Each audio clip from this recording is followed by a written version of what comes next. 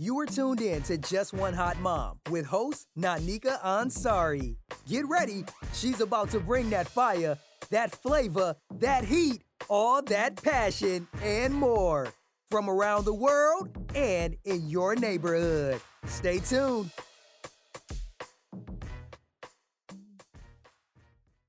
Hey, hotties, you are tuned into Just One Hot Mom. I am your host, Nanika Ansari, and today I have with me Tara of the Self Care Suite. But I think the name has changed, so I'm gonna let her go ahead and do her own introduction.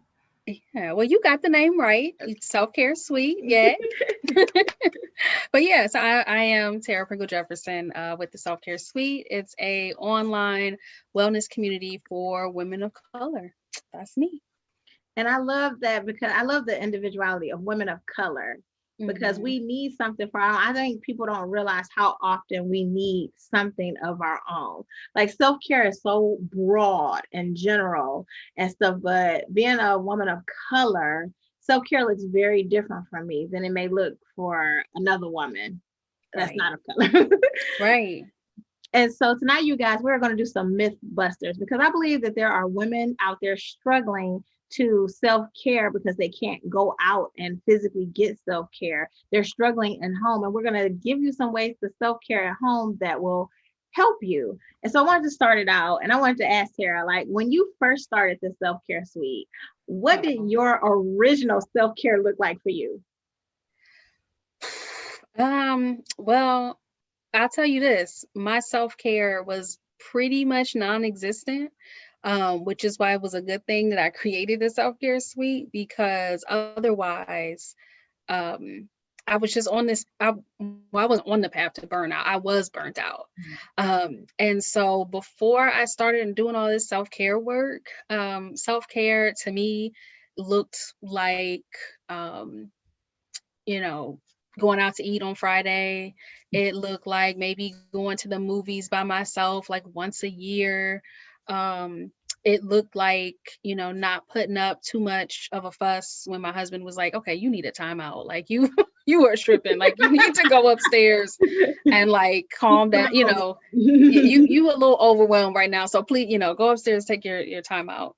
Um, but I think that that was the problem, right? Like back in the day, before I started all of this, other people had to tell me, had to like pinpoint for me that I had been doing too much or that, you don't seem like yourself, or like other people had to bring it up to me. And now that I've, incorporated self-care into my life in a real holistic way, like I get to say that now, like I get to be the one who notices when I'm feeling a little bit off, or I'm the one who decides, that I'm gonna take a long weekend or I'm gonna go to bed early. Like I'm the one who decides that now. So before it would just be like my kids would be like, mom is in an attitude, she got an attitude, I'm gonna leave her alone, she's stressed. But now I feel like I'm the one who can kind of, say, okay, hold up, I feel my little alarms going off, something's not quite right. And then now I can do something about it. So before, yeah, self-care was like I wouldn't even say it was at the bottom of my list. It wasn't even on the list at all. Like Let's period. see. I think especially moms, there are a lot. It's like, how can I add one more thing to the list of a billion things that I have to do? And it's like Right. we tell ourselves like, if I don't take care of me, then I can't take care of everybody else. But we still don't follow that rule. You know what I'm saying? And so Yeah. I think I told Tara earlier. For me personally, when I joined the self care suite, it was life changing because I discovered that there were other women like me who were struggling to figure out what self-care is. And so I want to ask you, why do you think that people only think self-care can be one way? Like getting your hair done, getting your nails done, going to the movies. Like, why haven't they figured out that self-care can evolve into whatever it is you need it to be? Yeah, oh, that's such a good question. Um, I think that a lot of times people have a very narrow definition of self-care because that's what we've seen modeled, right? Mhm. If we haven't seen up close, like a woman who really pours into herself and all the areas of her life, who is, handling her business and she's making sure that she's not drowning under the weight of all the things that she has to do. If we haven't seen it, it's really hard for us to create that life for ourselves. And I think that's one of the goals that I have with the group, is so you have all these examples. You see women talking about how they got their kids to, clean up their own rooms, or the kids, cleaned up the kitchen, or they I remember this one blog post that I wrote about this one woman who was so just drained. She just had a new baby. I think this was like her third. And she asked her friend if she could come over and do her laundry, right? She was just tired. She just couldn't get it together. She asked her friend to do her laundry. And that blog post, people were like, wait, like you can ask a friend to do that? Like your friend would wash your clothes, and they were just thinking about, like, that was just something that never even occurred to them, until they heard about it or until they saw it. And they were like, well, I don't know. And if they're not comfortable with their friend washing their clothes, maybe, if their friend comes over and know you just had a baby, would you be comfortable with your friend washing your dishes? You know what I mean? Like, it's just that idea of being exposed to certain acts of self-care, so that oh, now I know that this is an option for me, or this is something that I could think about, or something that I could create in my own life. So I think that's part of the reason why people have a hard time of defining self-care outside of, I gotta get my hair done, I gotta get my nails done. And they're only able to really kind of get a more expansive view once they have that example. And that's what I try to do with the group, is just provide these spaces for women to come in and share their journey to becoming these self-care queens. And I think along the way, everybody kind of nudges each other along that path, along that journey. I'm glad, because you used the great word, expose. Because if I'm really honest, at this moment, for me, it was like, okay, I'm gonna get my nails done because that's what I'm told is supposed to be a part of self-care, taking care of myself. I'm gonna go and get my hair done because that's supposed to be a part of me taking care of myself. And that was so physical and superficial, because I really didn't feel like, honestly, I would feel horrible after I spent the money knowing that, like, I could have been doing something else. And so I think that a lot of times we just get caught up in what society tells us self-care is, instead of really investigating it for ourselves. And so now that you've become a self-care guru, I'm going to say, what does self-care look like for you? Yeah. Self-care to me, I think, is like this. It's almost like, for women who are watching this, and I know, it's almost like motherhood, right? Like, it's almost like tending to myself the same way I tend to my children. It's really about, like, if my kids are hungry when they were little, because they're older now, so they can feed themselves. But when my kids were little and they were hungry, like, it was my job to feed them. I had that obligation. And I think sometimes it's really easy for us to see that obligation in terms of, like, oh, these are my kids, these are my babies, but not see that same obligation to ourselves. And so to me, self-care looks like having an obligation to treat myself well. So whenever I have a choice between to treat myself well and to not, I'm going to choose the option that gets me closer to being, happy and full and fulfilled and all of that. And so for me, self-care is really about, habits and choices and, just repeated actions of treating yourself well. That's where I think I am with my definition of self-care these days. See, I'm going, so y'all, I'm gonna go even deeper with Tara, because I was reading the other day a book called The Big Leap. And in the beginning of the book, he talks about how we find joy in things, but then we get overwhelmed with the feeling that we found too much joy. And so we start to break ourselves down and to be like, okay, when is the shoe going to drop? Or what? Why do you think that when women start to take care of themselves, they start to feel guilty that they are taking care of themselves? Yeah, well, I think that is like the number one thing that I come across with women. I used to have, I think I still do, on our private group on Facebook, one of the entrance questions is like, what part of self-care, like, what are you struggling with in terms of taking care of yourself? And I would say either number one or number two, that answer is they feel guilty when they take time for themselves. And I felt it too. Like, I'm not immune, right? Like, when I first started this journey, I had to get over that hump. But it goes back again to that obligation factor. Because I know that it's my job. Like it is not anybody else's job to make sure that I've eaten, that I'm well rested, that I'm not putting too much on my plate. Like it's nobody else's job. Like that's my job. And I don't outsource that to anybody. It would be nice, if we had some people in our lives to be like, oh girl, no, don't do that meeting. Don't do that. You don't need to make dinner tonight. Like, it's wonderful if, our kids say that, or our spouse says that, or our parents say that, but it's not necessarily their job. It's my job to recognize when I'm tired or I've done too much, or, if, whatever else I got on my list needs to go to the next day. And so I think it's that obligation piece where we don't necessarily recognize that self-care is our job. Like that's literally our job. And I think that I read this book. I read so many books lately. Oh, I'm blanking on the name. You sound It wasn't Burn. Oh no, it was one of these like free books that I got from a conference. I can't remember who the publisher was, but they talked about like your stress levels. And so if you're, on a scale of 1 to 10, and 10 being like the highest level of stress, if you start out at a 1 and then you go up and you stay at like a 3 for a while, that becomes your new 1, right? Like that becomes your new baseline. That's the thing that you're used to. So if you creep up and you go from like a 3 to a 7 and you stay at a 7 for a long time, it's not going to feel like a 7 anymore. It's going to feel like a 1 because you've been there. Like that's what you're used to. It's normalized.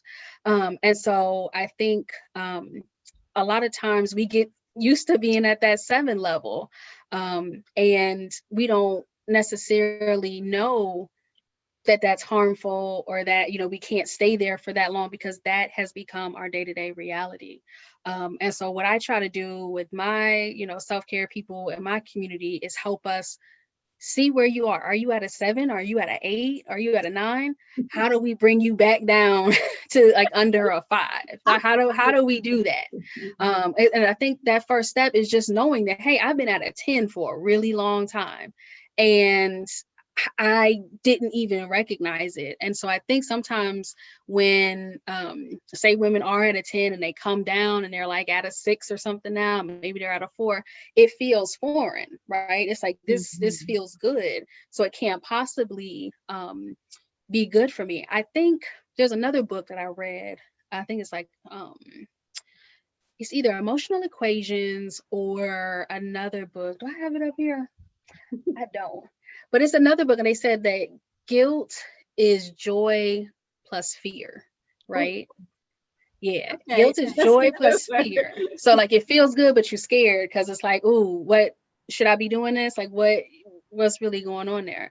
And so I think that in that equation, joy plus fear, we spend a lot of time with that fear component. That's what makes it guilt. Otherwise, it's just joy. So I always say, well, which of these should I be focusing on in the moment whenever I do feel that guilt? And I'm like, if I focus on the joy, if I focus on this feels good, I have an obligation to myself to do things that feel good, then the fear gets smaller, and then I don't necessarily have that guilt anymore. And see, I'm so glad you said that, because in the book, it talks about like what would happen if you decided to live in joy, if you made a conscious decision to live in joy. And it's like, if you make that a part of your self-care, but you have to discover that. It's like you have to do the homework for yourself. So I always tell people when they were like, how did you get to your self-care part? And I was like, well, I got naked with myself. Like I had to tell myself some naked truths. Like, you walk around here like you have it together, but you don't. Like on the inside, you're melting, your blood pressure is out of control, but on the outside people are like, oh, just give it to her because she'll handle it and stuff like that. But I wasn't handling anything. And so I was like, it became a point where I was like, okay, I have to take care of myself, not even for other people, but for myself. Like you get this one life, and this is the only life you get. So why not find joy in that life? So I wanted to ask you, because you do have the self-care suite, and it is a big component of a lot of women's self-care. How important is accountability in self-care? Yeah, I think accountability is so important. And I think that accountability is great when people are starting on the journey, right? Like that's why I think whether it's my group or any other self-care group that you find, it's important to have those kind of like consistent reminders and consistent exposure to self-care so that it really becomes top of mind for you. So even if you don't have like a one particular person checking in on you, like, hey girl, did you do this? Or, I used to have a few years ago, I used to have a self-care accountability buddy, and we used to call each other once a month. And we used to be like, okay, boom, these are my goals for December. What's your goals? And then we would like text each other throughout the month, like, hey, did you book that spa visit? Or did you put in your request for time off? Or, we would just do that. And I think it was really helpful for me then to have somebody, with me on this journey, like one-on-one, to help me see, okay, these are the things I said I would do. These are the things that I said would make my life better, would make me happier in some way, would be more, be more fulfilling. And that was helpful to get me to be accountable to myself. So now I don't have a self-care accountability partner, unless you want to count like my therapist. But other than that, like I don't have somebody who's, checking in on me on a weekly or daily basis, because I do that now. And I think for a lot of us, until we get in that habit, it's great to have some type of accountability or some type of group or some type of social support, because that is what helps, things get top of mind for you. It's just like how when listening to the radio and the same song plays all the time, and even if you don't like it, the lyrics because it's on all the time. I love this song. Right. Like my son will be like, why are you singing this song? You said you didn't like it. I'm like, I don't like it, but it's on all the time. Yeah. So I know the lyrics now. And self-care is just like that. It's like, if you hear it enough, it starts to just be words and thoughts and actions that are, bouncing around in your head. And eventually, you'll take action on them. So any type of accountability, I think, is really key, especially for people who are just starting out, trying to get serious about self-care and make it like a real dedicated part of their lifestyle. So I'm glad you brought this up, because Mythbusters therapist, I really like, for me, I'm like, oh my God, I go to the therapist, I get my tune up, my check-in, all of that. And I still believe, like, in the community of people of color, there's still a stigma behind people going to see a therapist. Like, if we are recommending that people see a therapist, how are we feeding into them and saying you probably should see a therapist? Because oftentimes people are like, no, I'll just talk to you. And I'm like, no, don't talk to me, I go to therapy too. Like Yeah. how are you feeding into women to say, hey, you should seek counseling? Yeah, I try to be very clear. Like, I am a self-care coach. I'm trained in human development, but not, psychology. And so I'm very clear that what I do and the services that I provide, the events that I provide, the spaces, it's really all about self-awareness and personal development to get you to a place where therapy, I think, would be super beneficial. Because if you go into therapy, and I've done this, I've gone into therapy my first time many years ago, and I was like a clam, like I was really not trusting, and I was like, I don't know how this is gonna work, and I wasn't open to the process. Like, I knew I needed to talk to somebody, but if she started digging too deep, I would be like, I put my guard up. And so I think with the self-care suite and all these other self-care communities that are out here, what I at least try to do, I can't speak for them, but what I try to do is, one, talk about going to therapy, right? Making sure that it's a very pro therapy space. I have a lot of therapists actually in the group, so they talk about what it's like from a therapist perspective. If somebody's like, hey, I'm thinking about going, or I went to somebody and it's not a good fit, I have therapists in the mix, and they can share like, oh yeah, that's fine. It happens to therapists all the time. Or I know a therapist in your area, here's a recommendation. So I try to make it a pro therapy space, and then and talk about my experiences with therapy. But I really just, get people in that habit of self-awareness and self-exploration, so that when you do finally go in and you sit down on somebody's couch, these questions are things that you're already kind of rattling around in your mind, and things that you kind of already know, like, I think I need to tackle this, with the professional, or, I've been carrying around this trauma for a long time. I really want to set it down. And so it's my hope that anybody who's in my orbit and my group, that they are, um, kind of getting loosened up. They're getting warmed up to the idea of therapy if they're resistant to it. And hopefully when they get on somebody's couch, that they see some progress, because they're open to the process, they're open to the idea of therapy. And see, I'm like the opposite at therapy. I went and dumped everything. And my biggest issue was like, okay, you're not going to solve this for me today. Like, I'm not going to be able to when I leave this space, I'm not going to be fixed. And like you said, therapy was a process. And I think that Right. when you finally let it click and you figure out it's a process, then it's more beneficial. But like you said, if you go and you're shy and you're clammed up, it's not going to be beneficial. And if you go and you dump everything, you think you're going to be fixed that day, you are sadly mistaken, because I just remember my first time and I was like, she didn't really tell me like what I was supposed to do to fix this. You're supposed to go from here. Yeah.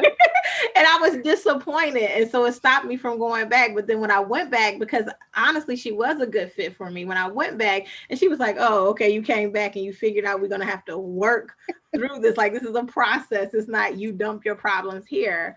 And so, but I think like that was one of my biggest things for self-care, was to saying yes to therapy and saying no to people telling me I didn't need therapy. Because I think when people tell you that's based off of their experience. Everybody's self-care, for me personally, is their own experience. And so you can't say, well, this what worked for me and now, it'll work for you too. No, that's just not how self-care works. So can you kind of guide us along, like if you were to give some tips to women on how to start out that self-care journey, what would you say? Yeah. I love, and some people, aren't fans of either, but I'm going to say affirmations and journaling. Those are the two things that I always recommend for people, because you have to get that mindset right so that self-care can become second nature to you. So in terms of affirmations, you can, have affirmation cards. I have affirmations that go off every day at noon and 1 o'clock on my phone, just as a reminder every single day. So you can do that, or you can you can switch them out every week or whatever it is that you want to do. And it's funny because even though I've had these affirmations on my phone for like 2 years, and every day at noon, I'm like, who is this? I just never remember. Nice surprise. Yeah, and I'm just like, oh, that's my affirmation. Like every day, I always forget. So it does work. I don't tune it out, I should say. And so I do the affirmations, and then I do the journaling. And one thing that I always do, it's not the best method for everybody, but I always recommend it because some people just think sitting down with a book and a pen, like it doesn't quite work or doesn't quite click for them. So I always do like either audio or video journaling. And that's just, either using your phone or there's a couple different websites you can use, or you can just do, video on your phone, set it for about 5 minutes and just do some type of free form, just talking out loud to yourself. Like you're sitting there with the therapist. This is what's going on with you today. This is how you're feeling. This is what you're thinking about. And then after I do my audio or video recording, I'll like pause, take 5 minutes or so, and then I'll sit and I'll listen to it back. And listening to yourself, talk about either something that's hard or something that's really bothering you, or just something that's annoying or something that you're stuck on. Listening to it back, like it gives you perspective, it gives you distance, right? It's almost like you're listening to a friend talk. And sometimes you could give your friend advice for a situation, or you could comfort them in a way that you couldn't comfort yourself. So I like doing the video or the audio journaling because it allows me to be like, okay, girl, well, you're really doing your best. Like, I know you hard on you, but you're doing you can't, you can't do better. And so sometimes it's easier for me to have that distance, and to be able, also the video or audio journaling, it helps me because my thoughts just race, you know what I mean? Like they go so fast, and I'll be sitting there with my pen, like just trying to keep up. And I noticed that, sometimes I will still do the pen to paper, but if I'm really, struggling in a really heavy place, that's when I pull out the phone to do some type of audio journaling. So you Yeah. are not alone, because I always tell people like, what are you doing? I'm like, I get in the car and I drive, but I can't write and drive at the same time. So I was like, I have Right. to be able to talk. And most of the time I've been able to work situations out like, okay, so you are really hard on yourself, like, Mm, because I have these massive lists of things that I'm trying to accomplish in life. And on those lists, I was like, there is no place for me to just be still, to just sit, mm, to just journal. And I think that mm, was one of my biggest things with self-care. Like, so what if people see you accomplish all this stuff? You're sick, because if you don't take care of yourself, you're physically sick, your head hurts, and you're just not happy. And so I was right. telling myself, like, I would be much rather be in a place of joy and accomplish these things, even if it's a little bit slower, than to be in a place of like constant panic. And I feel like that's Right. where you are. You're in a place of constant panic when you don't take care of yourself. Mm, So you said journaling and affirmations, and I know people who will be like, "Oh my God, that's the same advice I always get." But honestly, I think that is like the first. That's like a big leap, because when you think about affirmations, you have to tell yourself like, "I am beautiful. I am accomplished." You have to make up in your mind what you're going to speak over yourself, and so the positive thoughts, ladies, positive thoughts, positive results. And I think I'm telling myself like that because I know that's what I tell myself in the morning: positive thoughts, positive results. right. And Right. so, how do we start to make women make self-care a priority? Because when I tell you in the group, I'm not going to release too much because you guys need to either join Tara's group, sign up for her newsletter. You need to figure it out on your own because, like I said, it's your self-care journey. We talk about a lot of stuff, even stuff that has to do with sex, that has to do with therapy. And that's about how did you make all of those things a priority, and what made you comfortable enough to make those things a priority? Yeah. So, I started the suite back in 2015, I think. Um, 2014 was a really hard year for me. I had I had my two kids. They're about 19, 20 months apart. And I had postpartum with the first one, and then I had it with the second one. And I didn't know at the time that it was postpartum. I just, how you push stuff down and you just keep moving because you're like, oh, I got kids now. I can't, You have stop. responsibility. Yep, I have responsibility. I can't break down. Um, and so I had that, and then it just kind of morphed. Like it never really got better, right? Like it just kind of morphed into regular, everyday depression as my kids got older. And as they got older, like you, I had all of these goals and all of these things that I wanted to accomplish, and I just kept piling work, on top of each other. I was like, okay, I had this consulting business at the time. I just kept taking on clients because I was like, yeah, I'm killing it. I'm doing great as a mom. Like, look at me, I'm paying all these bills. Like, I'm doing wonderful. But I honestly, as part of my consulting job, I would do edits, right? I would edit books. And I used to work for Amazon's their self-publishing arm. And I remember one day when I recognized, like, okay, this is really bad. They gave me like a 300-page book to edit in like 4 days, right? Which you can't do. Like I'm you just like, can't. I'm You like, you can't know do how that. long it takes me to edit. Right. You can't do it. It's just you cannot do that. And so I was like, oh, I need the money. And with this money, I'll be able to buy the kids this and, pay this bill, whatever. And so I took it and I sat at the dining room table the entire day, 8 a.m. to like 9 p.m. Just the whole day. Didn't really get up to go to the bathroom, didn't really eat, just sitting there trying to get this thing done. And about a week later, I turned it in on time. They had a whole bunch of notes, so edits weren't even that good because I was rushing. But about a week or so later, I just realized I was off physically. And I went to the doctor, and it was about time for my physical. Wasn't feeling, great. I was feeling something was off.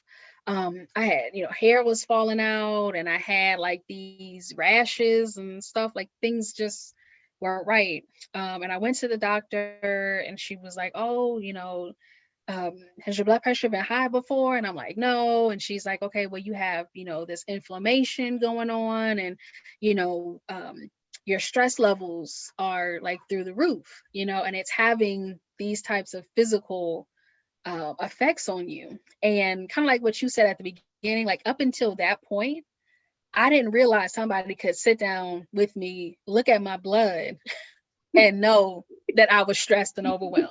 Okay. Like, it's in my blood. The evidence is there. I'm carrying it around. And because, I thought I could put that mask on. I thought I could just, be that woman everybody turns to, everybody, relies on, depends on. I thought I could just wear that mask. And when my doctor gave me the blood test results and was like, you see this number? It's supposed to be like under 3, and yours is like 14, right? And so I'm like, oh, so that's the stress? Like, that's It'd be a shock to you first. Yeah. It's so humbling because you'd be sitting there like, are you sure? Because I kept asking the question, like, are you sure that's my number? Like, do it again. I was like, I mean, that was a bad day, right? Like the day. I said, you're making me anxious, and that's why the number is off. Right. But yeah, it's the evidence is in our bodies. And I think that was when I finally got the connection. And I've been doing so much research about how our bodies are supposed to function and how stress disrupts that. And how through self-care, through making these changes, these personal changes, there's no one size fits all prescription, but through making these changes, we can take control, of our physical health, our mental health, our spiritual well-being. But it wasn't until, she sat me down with those test results and showed me numbers that wasn't supposed to be there. The numbers have changed your life. Because I was sitting there, I was like, can we do it again? Like, it's not a pass-fail type of test. It's like, this is your life type of test. And you're going to have to change your life in order to change these numbers. But when I think about it, though, and I often talk to my daughters and my son, because I practice self-care in front of them. What was your example of self-care growing up? Because I can honestly say I don't remember my mom taking time to actually do stuff that was maybe just for her. It was always like, I'm working, this is what I do, I'm providing. And so what did your self-care look like, and what are you showing your children? Yeah. So my self-care, and it's funny because I always at my events, I try to ask that question at least once, because I think it's such an important question. Like, where did you learn this from? And for me, my mother, she set an example that I ended up following into motherhood. So what she would do is she would just go about her life. She didn't have a whole bunch of friends over. She wasn't, hanging out with her girlfriends or doing nothing like that, or taking herself to the spa. She would just be, taking care of us. And then maybe 6 months in, she would be like, I have had enough. I'm not making dinner. My dad would get her a hotel room for the weekend, right? And she'd be like, I have to go. I'm tired, sick of it. She'd just be through. But the thing that I always remember, she was supposed to be gone for the weekend, right? She was supposed to be gone Friday and come home Sunday. She would always call us on Saturday, and we would go up there and spend the night in the hotel with her. Even though she was, through with us, she was mad. She was like, nobody helps me around here. Even though she just did all of that, by Saturday, I'd be at the hotel pool, ordering rooms there. Like I'd be in her space. And so when I became a mom, like that was my blueprint, right? Like moms don't really get time off, or moms don't really get time away from the kids. So that's how I parented. I was like, no, these are my kids. They're my responsibility. I gotta, be here with them. And I had to learn quickly that it's much better to do these little daily things, right? These little daily check-ins with yourself, and these daily get into these daily habits, than it is to just keep running, and then 6 months, every like twice a year, you quit everything, and everybody got to get out your face and running away. It's much easier to do that. And so that's what I learned, and then that's what I had to edit. That's what I had to kind of like make a switch. And I still love that example of getting a hotel room, once a I year love or that however example. often. I love Yes, that example. That's a good one. yeah, I still love that. And I do it occasionally, but the kids do not come. They do not come up in my hotel room when I get away. So no. Mm-mm. So yeah, so I'm just thinking in the back of my mind because I did that recently with like three other moms. And when I say that, like, that was the best sleep of my whole entire life. But it was just for that weekend. We did only stay overnight. Like, I tried to convince them to stay the weekend, but we only stayed overnight. And I was like, that sleep was amazing. But then we wanted more of it. And it's like we can't Right. do that every weekend. So like you said, that whole day to day, what you know what I'm saying? Once you take care of yourself day to day. But okay, so how are you teaching your daughter self-care? Because even I think even before we become moms, as women of color, we need to learn to take care of ourselves. How are you teaching her to self-care now? Yeah, one of the biggest things, because I think it's easy for you to kind of teach your kids, this is how you um this is how you take care of yourself, how you do your hair, or this is how you take care of your feet or put your deodorant on. It's easy to say, those little things.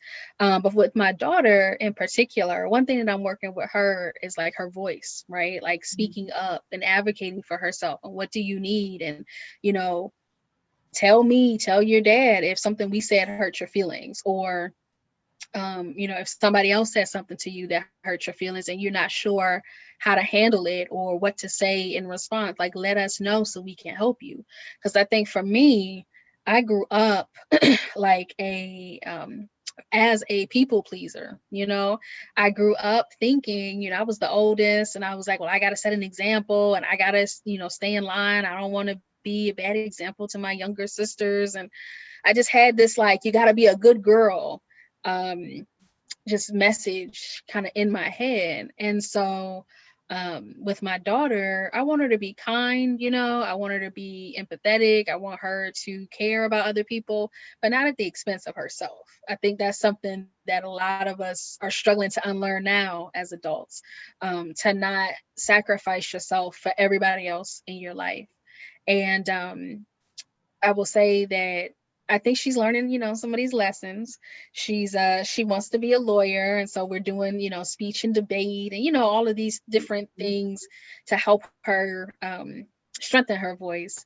But I think that's one of the main things that I'm working on with my daughter is just that. And also, she has a very fierce independent streak. And we got a desk for her for virtual learning and everything, and she insisted on like putting it together herself. Now I'm horrible with That's directions right. and stuff. No, that's I'm like, ask your daddy. I'm not doing this. Like, I'm not putting this together. Mm-mm.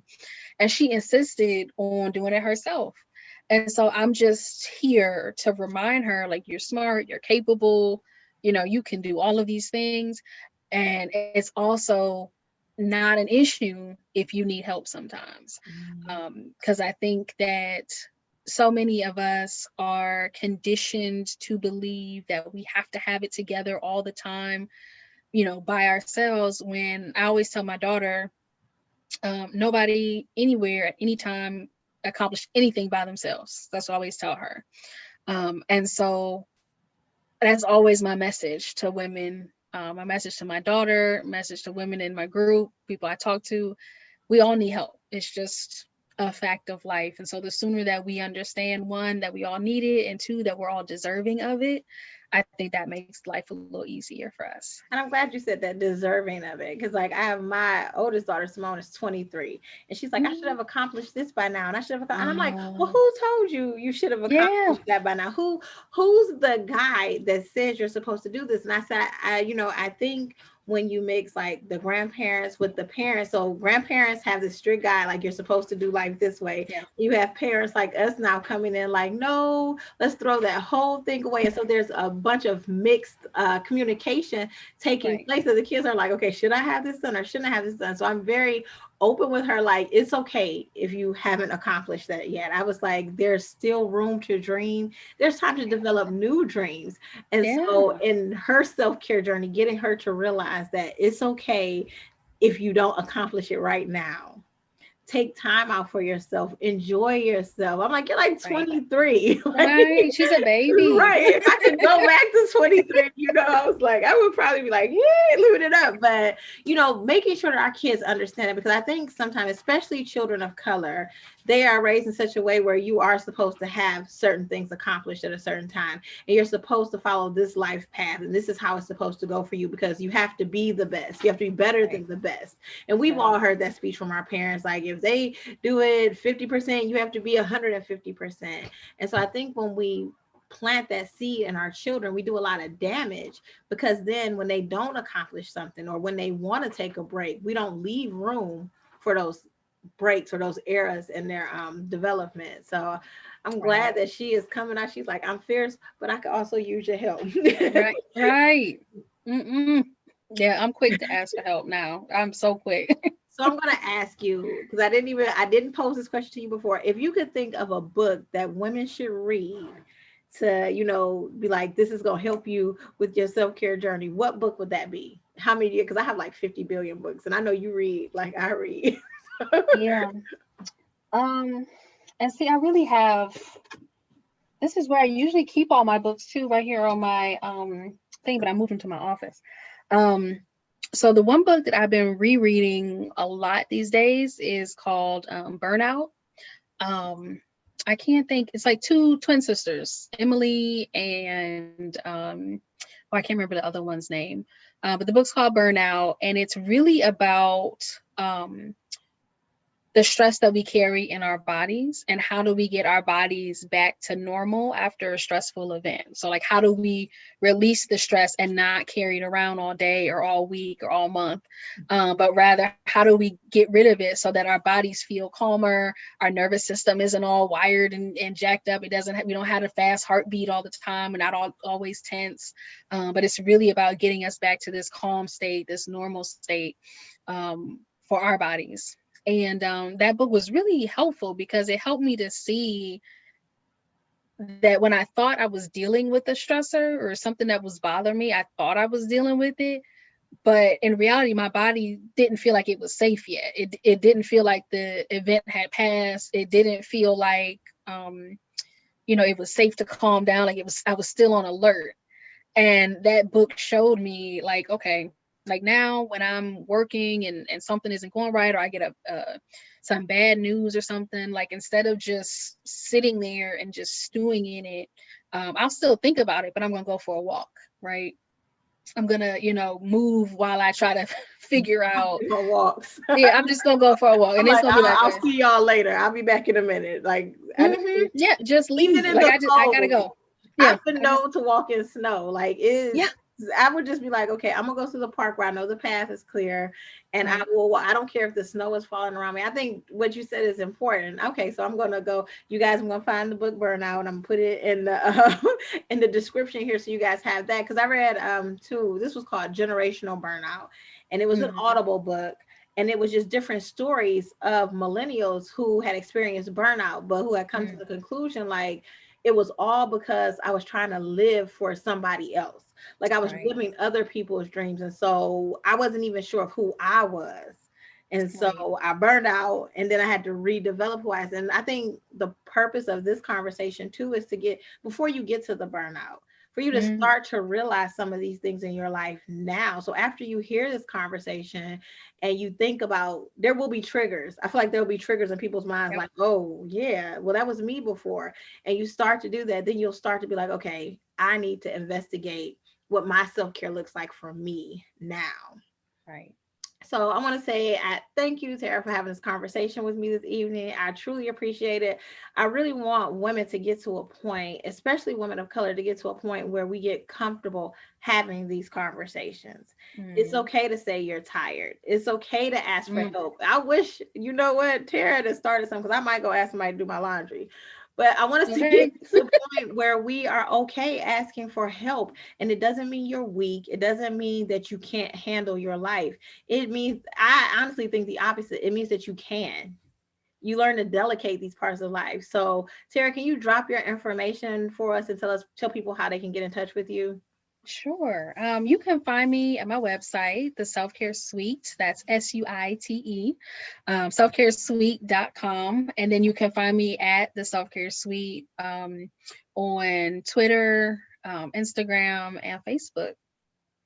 And see, the thing that I love about Tara is that while I feel like I'm going through my self-care journey, I feel like she speaks life into each person's self-care journey. And that's why I was like, oh, it's important that I have this conversation with the person who has led me down the path to Hmm. discover what I needed to do for my own self-care so that you guys can pick up those nuggets and start to do what you need for your own self-care.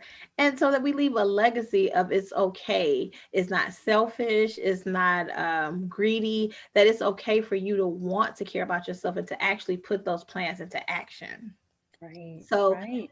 thank you so much, Tara. As always, hotties, you can find me and the hottest kids self-caring over on my website at Nanika, that's NANEKIA.com. Follow us on all my social media at Just One Hot Mom. Guess what, hotties? You've been tuned in and you've been elevated. I'll talk to you soon.